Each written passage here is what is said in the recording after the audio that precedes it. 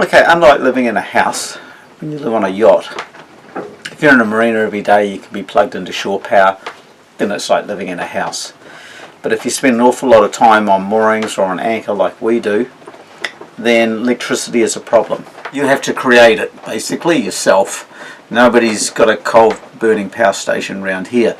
So we have a pile of solar panels up the back, and we, on a sunny day, can be making up to 20 amps of power at 12 volts, which is all getting fed down inside the yacht into our batteries. And we have about 7 or 8 large gel cell batteries that we charge up, and from there it goes off and it runs our refrigeration, runs our lighting, televisions, whatever we need to run. We have a big inverter on board. The inverter takes the 12 volt power, turns it to 240 volt power, which for instance will run like our washing machine, which is 240 volts. It's a household washing machine or a vacuum cleaner or a few bits and pieces that we have that need to run on 240 volt power.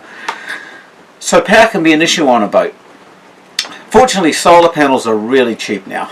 I used to pay 4 times the price for a solar panel 25 years ago that I do now. They've come down a lot in price. So having piles of solar panels is a good way to make power for your boat. It's pretty hassle free. You just got to have somewhere to put them where they can't get broken or shaded by the sails or whatever. So we've got a little bit of a tree out the back of the boat that's got a pile of solar panels hanging off it, so that's good.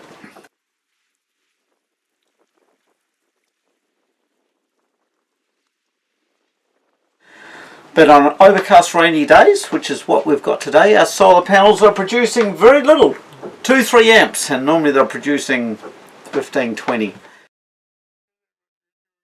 So when it comes to that, after 2 or 3 days of overcast weather, our batteries get drained, and then we need to start the engine. Now, what happens on your engine, you have an alternator which spins when the engine's spinning, and it makes you electricity to charge your batteries. Now, if you're using automotive style alternators, which we are, and a lot of people are, the problem with them is they weren't really designed to do this. In your car, you start your engine up, you drive off down the street, it's just a little battery, it's hardly been discharged at all. So the alternator doesn't have much to do, so it charges up to 13.5 volts and then it starts cutting back. On a yacht, you start your engine up, you might have 10 batteries that are flat. And the batteries might be 20 feet away from the alternator, so you have a voltage drop. So a lot of automotive alternators don't really cut it. You can get proper marine ones, which you can pay a lot of money for, but I've found, through using lots and lots of different alternators over the years, the best thing I've ever found is an alternator out of a Hyundai or a Kia. The Kia Carnival, the Hyundai Elantra have an alternator, and the regulator on them just bang out power, man. They 14 volts, 14.5 volts are still banging out 100 amps. They are brilliant. This is what the alternator looks like, and they have a red sticker on the side there. I don't know if you can see that or not, but if you go to a wrecking yard or somewhere like that and get the alternator out of a Kia Carnival, it'll have this red sticker on it. These ones are 110 amps, and I use 2 of them. So we're pumping out, when the batteries are flat, 200 amps. Piles and piles of power. So much power, in fact, the alternators get red hot. So I've made these propellers on the front of them. I know they look a bit stupid, but in your car, when you're driving along, the alternator's got cold air coming through it.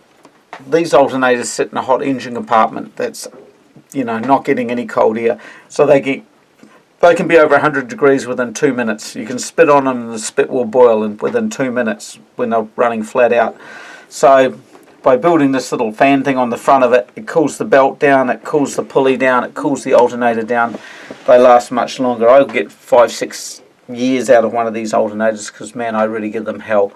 But what it means, instead of having to run this engine for 10 hours to charge up a bunch of flat batteries, I only run it for an hour because we're producing so much electricity. So these Hyundai Kia alternators are really good if you can get your hands on them for your boat. I'm sailing around now for 30 years, living on a yacht for 30 years, doing all our own maintenance. I've sailed 30,000 miles. And I've spent the last 20 years doing maintenance on other people's boats. So I know a fair bit about keeping things going and how to, make it all work. So this is just a bit of a YouTube channel on how we keep everything going on a boat if you want to go sailing. So that's us. So please subscribe.